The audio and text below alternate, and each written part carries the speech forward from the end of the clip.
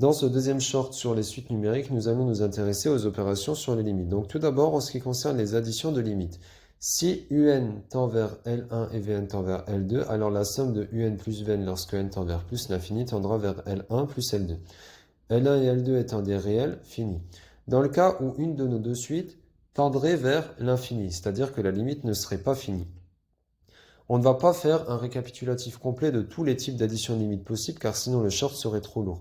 On va simplement s'intéresser aux formes à déterminer, c'est-à-dire les formes telles que on ne peut pas déterminer à travers cette méthode qualitative la limite d'une somme de suites.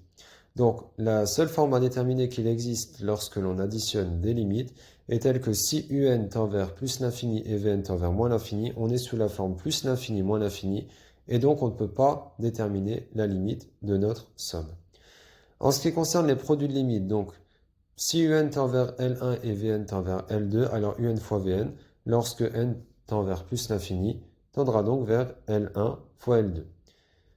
En ce qui concerne les formes indéterminées, il en existe une, telle que si UN tend vers plus ou moins l'infini et Vn tend vers 0, on est sous la forme 0 fois l'infini.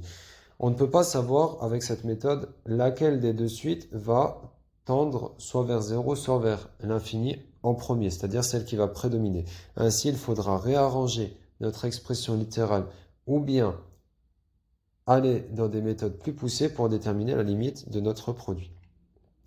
Enfin, on s'intéresse au quotient de limite, donc si UN tend vers L1 et Vn tend vers L2, alors UN divisé par Vn est égal tendra vers L1 sur L2. Il existe cette fois-ci deux formes indéterminées, telles que si UN tend vers 0 et Vn tend vers 0, on est sur un quotient du type 0 sur 0.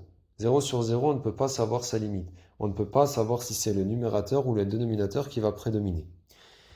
Et le deuxième cas est lorsque les deux suites tendent vers soit plus, soit moins l'infini. Et donc on est sous la forme infini sur infini et à nouveau on ne peut pas savoir laquelle des deux prédomine. Il faut aller dans des méthodes plus poussées ou bien réarranger notre expression littérale pour que cette forme indéterminée n'apparaisse pas.